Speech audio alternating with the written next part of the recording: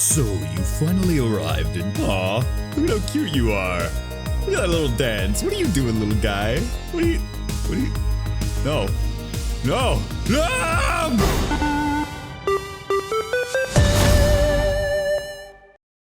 Cadence of Hyrule Crypt of the Necrodancer featuring The Legend of Zelda is a spin-off sequel to Crypt of the Necrodancer featuring The Legend of Zelda. If you never played the original Crypt of the Necrodancer, you're dumb. Go play it now. But if you have, you'll know it was a rhythm roguelike. All actions are done to the beat of the music, both by you and your enemies. The original was much more of a generic roguelike title in the sense that you just keep going deeper and deeper in dungeons with different colored tiles and enemies, with a few environmental hazards and tougher foes as you progress. Cadence of Hyrule expands on that by having an overworld. In regular Zelda fashion, you need to acquire 4 MacGuffins in order to break into an overtaken Hyrule castle and bop the baddie of the week, only for them to get shafted by G-Money himself. You are still a slave to the rhythm as you progress through the overworld, but clearing all enemies on a screen will shatter your shackles and allow free movement. It will also award you diamonds, which can net you permanent upgrades in true roguelike fashion. You can acquire multiple types of items. Torches provide light and can ignite certain objects, boots have a variety of effects, generally in relation to the environmental hazards, and rings tend to give you a buff in some sort of stat. Your weapons can be upgraded, and most that you get are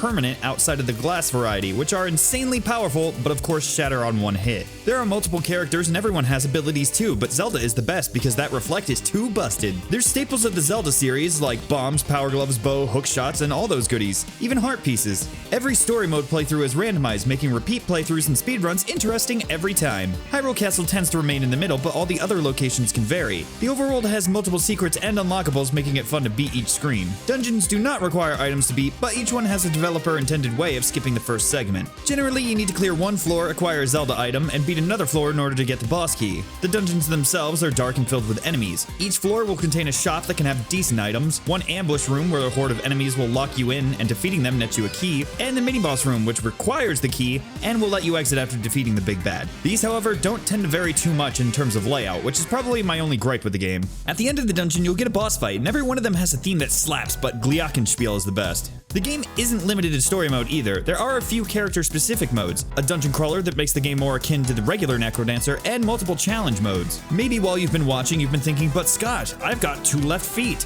and 5 right hands, plus this third eye which whispers dark secrets to me while I try and slumber. There is no way I can feel the rhythm of the music getting stronger. Well, don't you worry, you little freak of nature, because there is a fixed beat mode, where the beats will still be blasting, but everything is tied to you. Yep. They will not move until you do. This can cause some issues, since in the regular game, you can always wait a beat or something for an enemy to move towards you. The game remains stationary until you act, and when you do, so does everything else. This is a good method of practicing the game's mechanics, getting a feel for how to combat enemies, use items, and whatnot. It's still a blast to play in this mode, but obviously it can't compare to beating down baddies to a bop and beat. This game is incredibly charming. All of the sprite work is phenomenal, the little details will make you smile, and obviously the soundtrack will have you tapping toes. If you like rhythm games, give it a go. If you like roguelikes, try it out. There aren't many other games quite like this that I can think of. I hope too that Nintendo allows more collabs and spin-offs like this. I know I'd love a Mario-themed Necrodancer too, so Luigi can show off his moves.